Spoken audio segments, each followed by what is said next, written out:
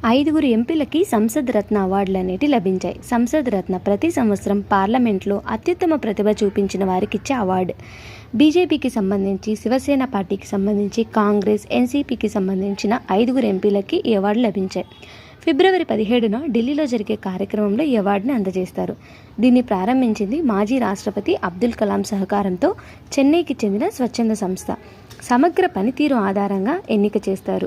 అలాగే Tenzing Norgay national adventure అవార్డులు అనేటి క్రీడా సాహస రంగానికి సంబంధించినవి. ఇవి ఢిల్లీలోని రాష్ట్రపతి భవన్లో జరిగిన స్పోర్ట్స్ అండ్ అడ్వెంచర్ అవార్డ్ 2023 కార్యక్రమంకి సంబంధించిన 4 విజేతలను ద్రౌపది ముర్ము సత్కరించారు. దానికి సంబంధించిన కంప్లీట్ ఇన్ఫర్మేషన్ని చూసేయండి.